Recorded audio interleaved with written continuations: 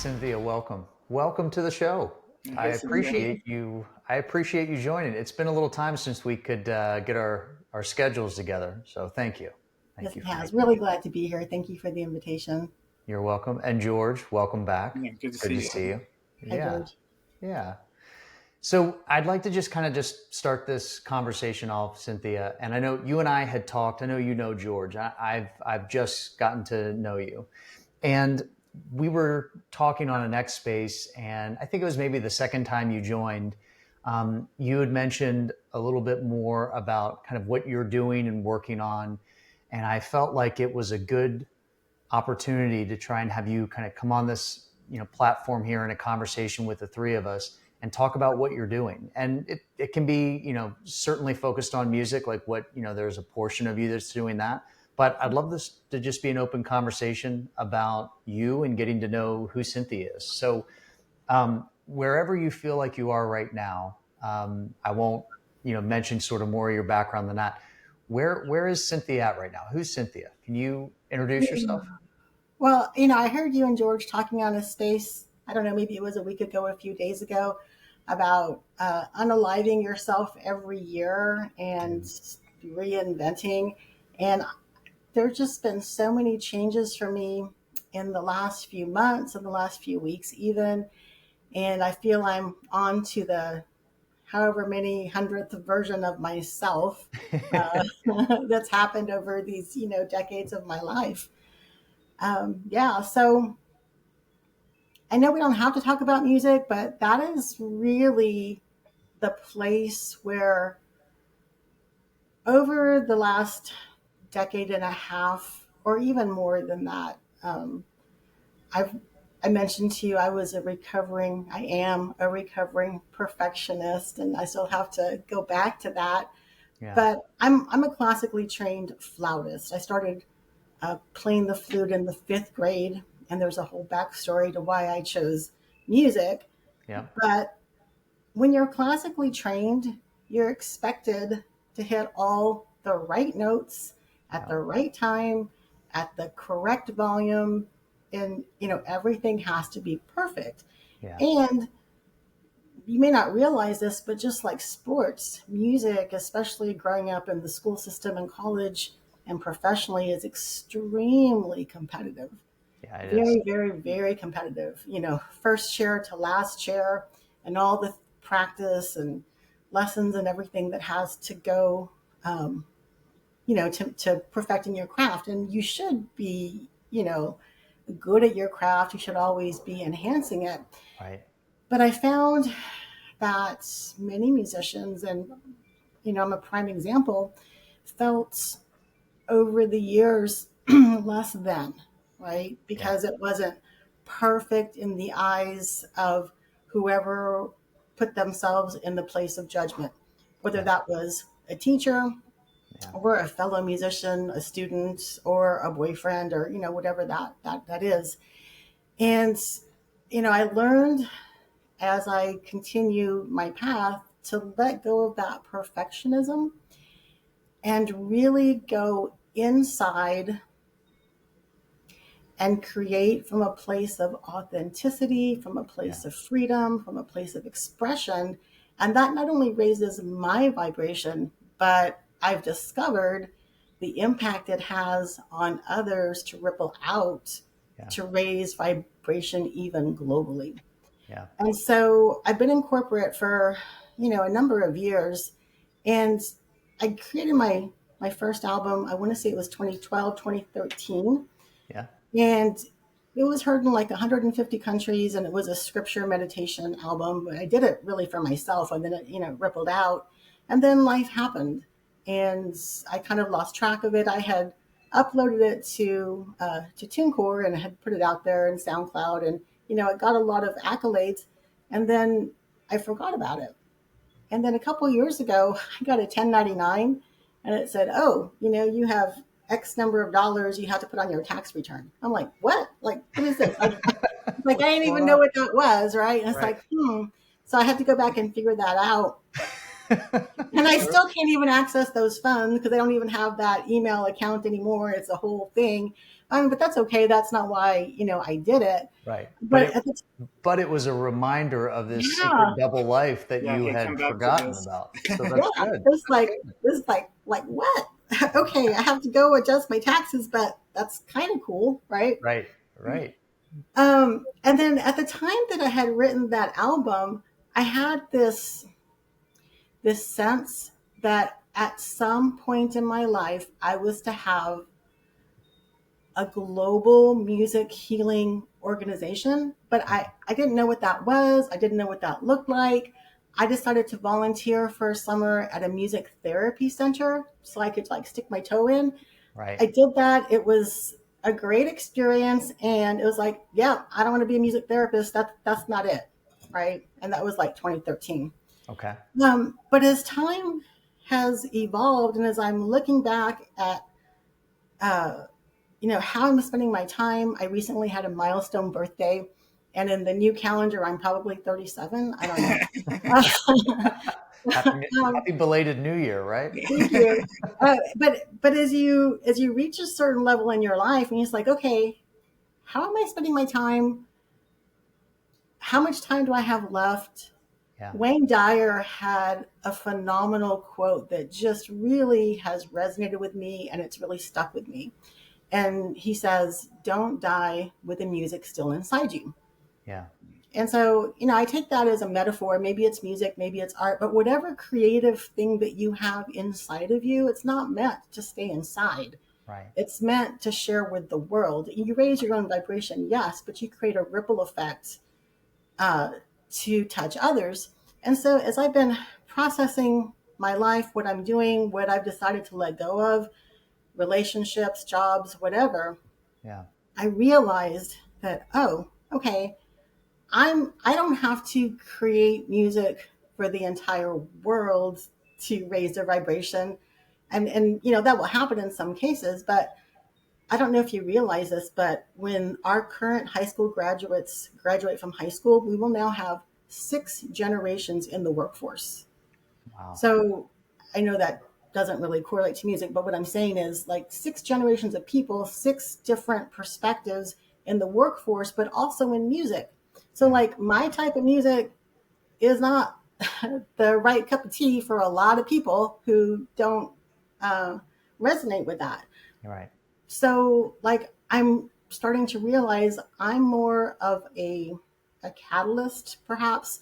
I have a vision of, holding a candle and lighting a candle of another Right. creative, another musician, and then they light someone else's candle, and that ripples out into the world where collectively letting go of perfectionism, Right. getting in touch with what's really inside, raising your own vibration, and then sharing that creative gift, whether it's music or art or writing or martial arts, whatever that is for you, reaching out, touching somebody else, and then Yeah. multiplying that throughout.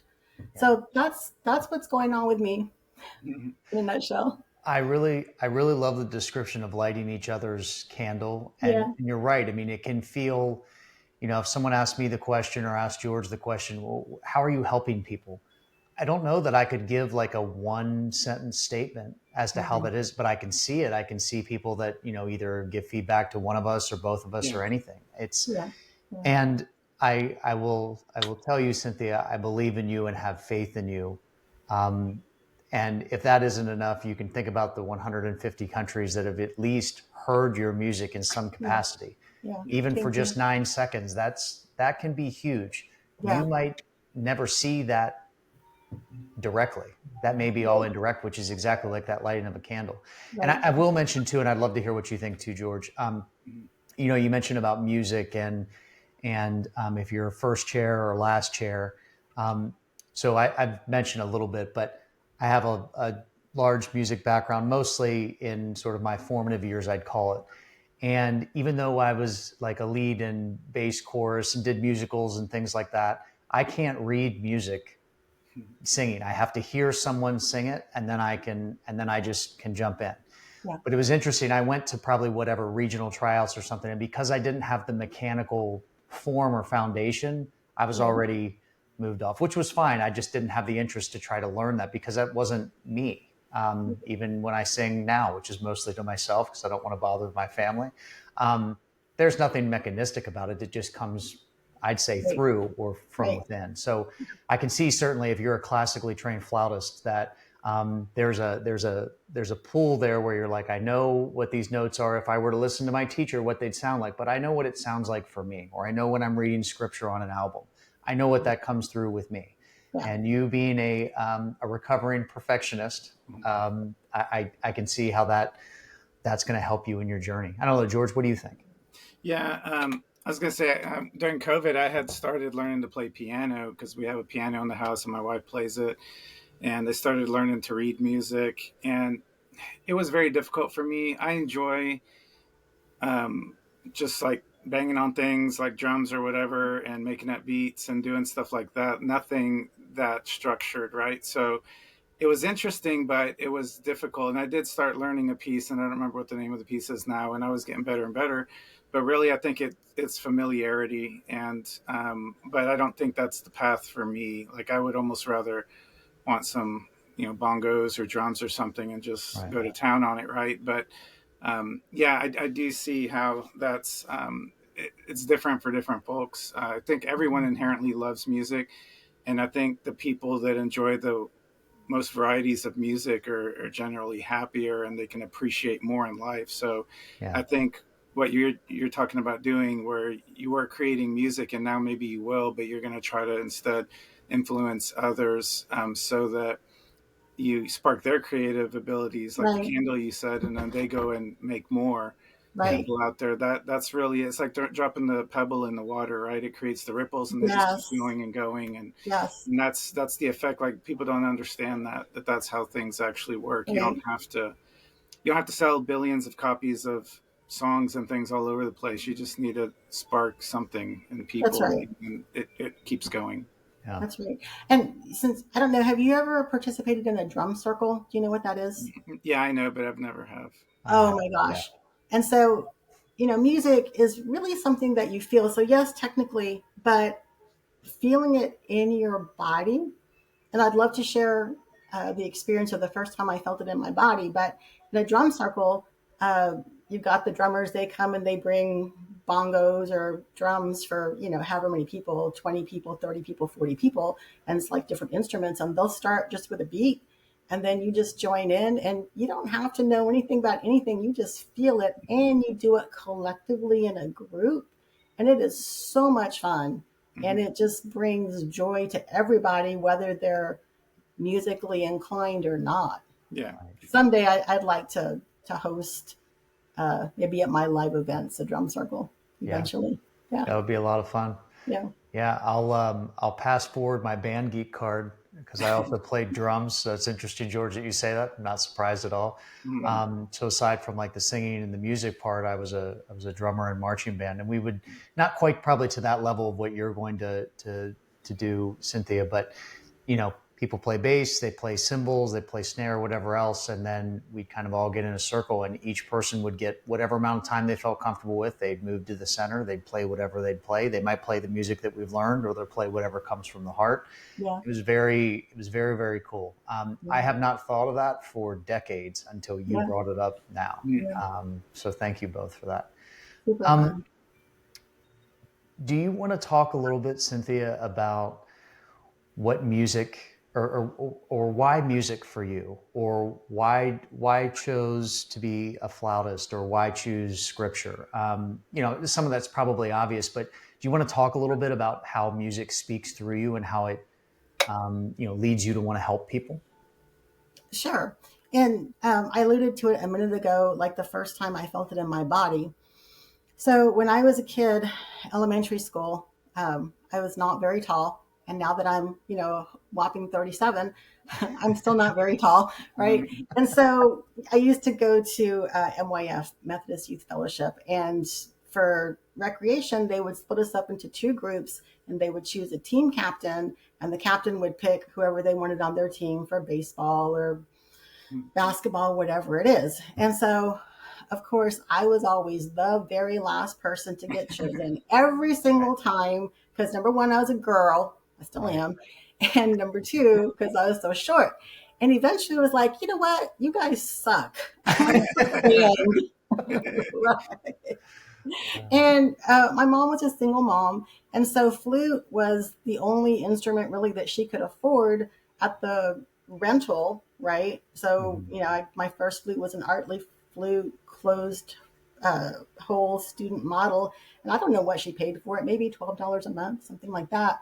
Yeah. And it wasn't actually until years later, I never knew my biological father, but years later, she told me that he was also a flautist, and I didn't know that. But when Interesting. I first got that instrument in my hands, I almost quit. It looks innocent, but it's very hard to learn at the beginning because you have to have so much air control. If you Yeah. play a tuba is a huge instrument, but when you blow, the air goes directly into the mouthpiece, right? When you Right. play the flute, you're blowing across the You're going top, across. so Yeah. very little of that air goes in. Um, and so I almost passed out a few times. And I was in a private school, so like our band was one snotty trombone player. I still remember him. His name was Troy. He always had snot coming out of his. I just remember that, right? And Literally then snotty. yeah, a trumpet player, trombone player, clarinet player, and me. I mean, we were teeny tiny. And Mr. Dillard was our, band director. And so Right. I learned how to play. But then when I got to the seventh grade, was my first time in public school. And I'm going to tear up just talking about it. It's so emotional for me.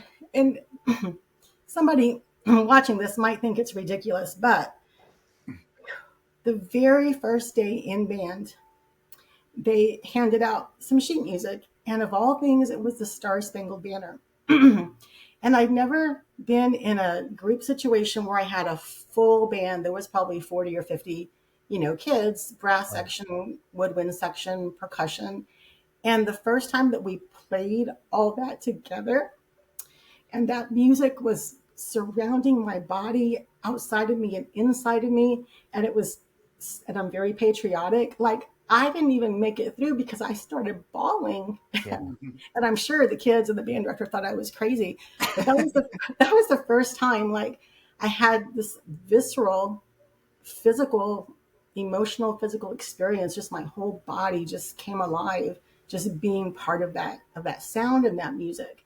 And I'll make a distinction between sound and music. There's Okay. you hear about sound healing and vibration, and that's beautiful, fabulous. But like where I'm really drawn to is how that sound comes together and creates emotion Yeah. and feeling and joy, right?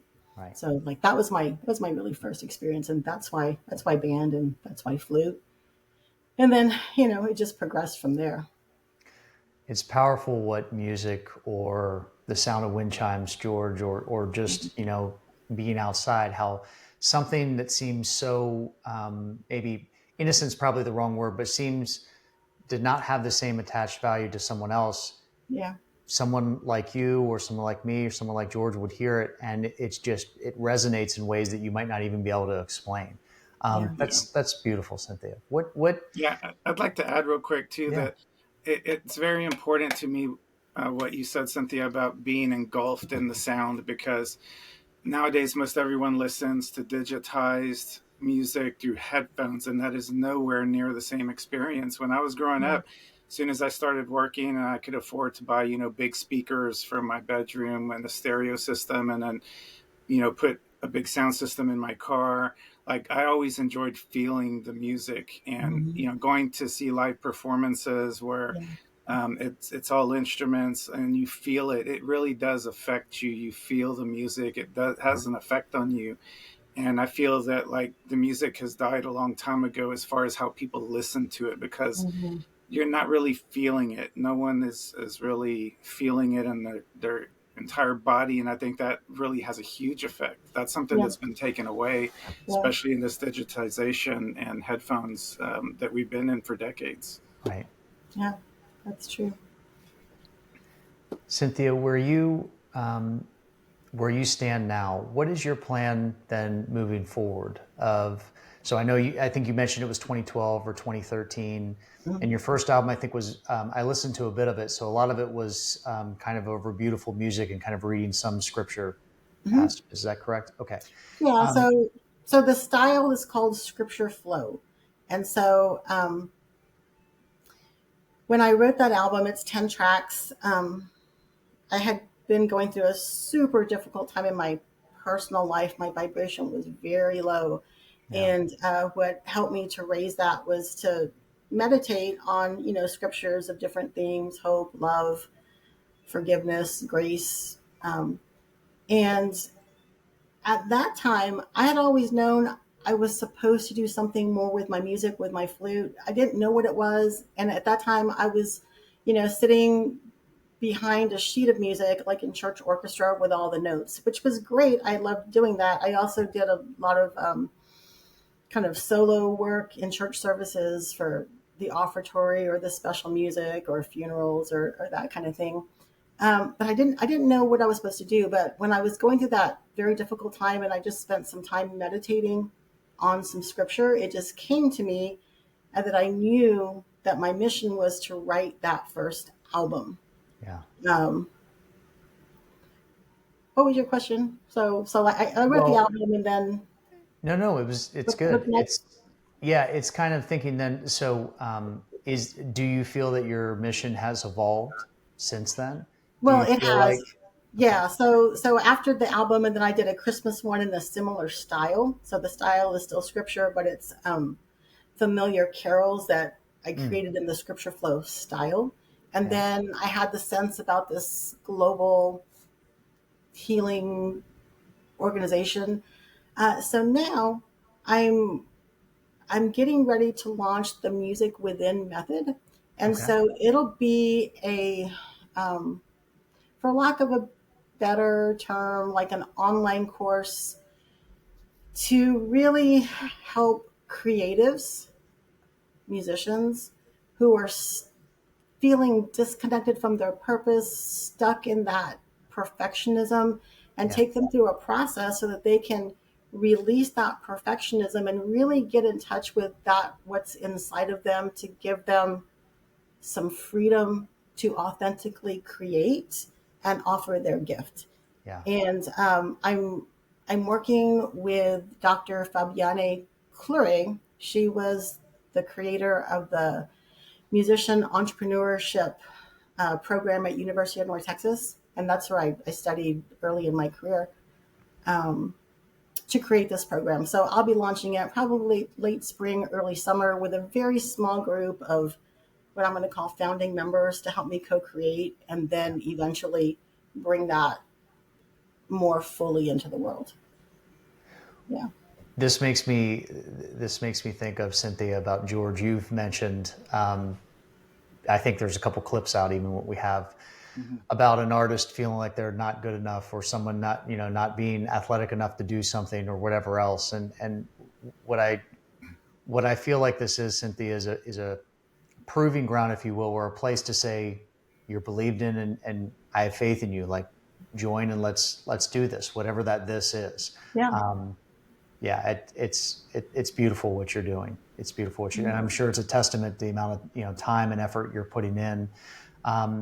How can people learn more from you, Cynthia? What's best? I know I've met you through X. Is that the best way to get in contact with you, or a So, website? so X, my website is just cynthiamarshall.com.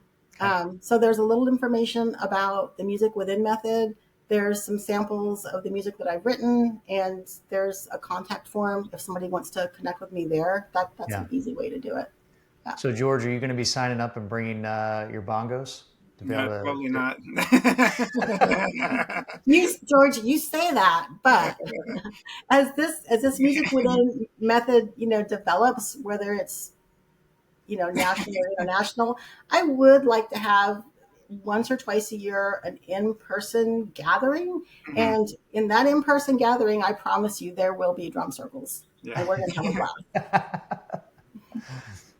That's great. That's Yeah. awesome. So what? So they can go to your website or they can contact you on X. Are you still looking for founding members? I think that's what you mentioned is to join you, or where are Yes. you at? Yeah. No, I'm just at the very beginning planting seeds. Nobody knows that I'm looking for founding members except for you and your ex audience right now. This is my grand announcement. Yeah. Wow, that's great. That's Yeah. awesome. I appreciate you doing that here. That's Yeah. amazing. Yeah. George, did you want to bring anything up or had questions for Cynthia? I know you two know each other a little bit longer Yeah. than I have. Is there things that you'd like to drive the conversation towards? Yeah, I would kind of like, because you've mentioned higher vibrations and you were at lower vibrations before. What do you feel are some things today that you would tell people to look for or do to raise their vibrations? Is there anything that, from your experience that helped you, or anything that you're using now going forward to help you get to that place? What would Yeah. you recommend to people?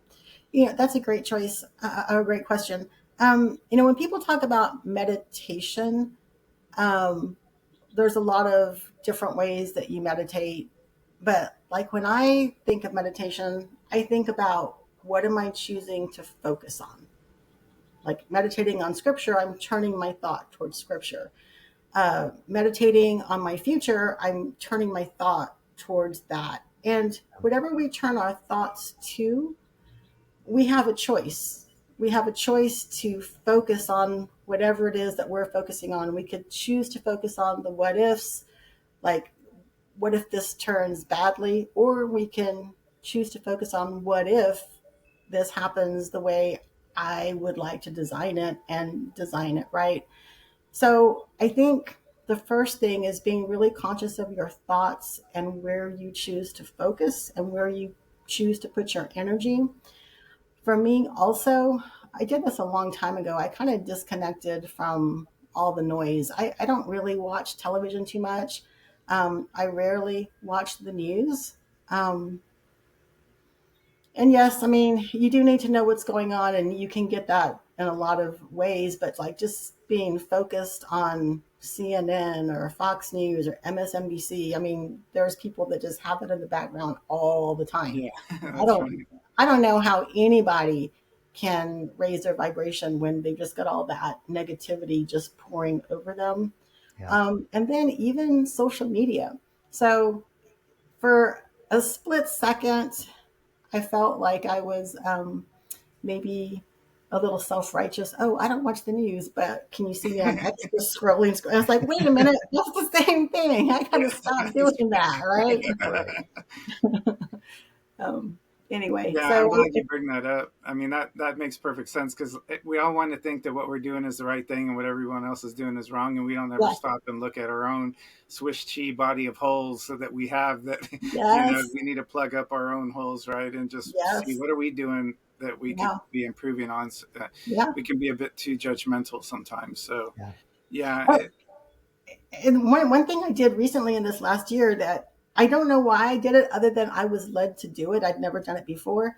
But I got really sick last summer in July. I had pneumonia and I was in the ER a couple of times and lost my voice. And it was a difficult time. And about 2.5 or 3 weeks in, it was pouring outside. But I decided to get in my car, drive to a state park in the rain, and just take off as many clothes as I was allowed to, just my skin to the earth and to the sky. And I sat in the rain for about 3 hours, 3 or 4 hours. Wow. And my body felt transformed after that experience. Yeah. I was afraid to tell anybody. I didn't want to tell my mom what I did. yeah. She would freak out. But I mean, just being close to nature, to the ground, disconnecting from all the noise and all the junk. I Sounds like think you had probably a physical and spiritual cleansing that day. we did. Yeah. We did. Yeah. Refer to it as a sacred shower. Yeah, I Yes, like that's that. right. Yeah. yeah, How long ago was that? That was the end of July, August. Okay. Yeah. Yeah. Sacred Shower. That's a great name for a soundscape. Thank you, Adam. yeah. You're welcome. There you go. It's all yours. Inspiration. I mean, you brought it up. You inspired it. Yeah. Yeah. So I really appreciate you sharing this, Cynthia. And what I'll do once we conclude, and we can keep going if you'd like to. And we're about 30 minutes in. I'll put your link there to both your X account and to your website as well. And I know you mentioned there's a form and everything about it too. Sure. Is there anything else that you would like to, or George, you'd like to share just while we're on this conversation? I'm good. What about you, Cynthia?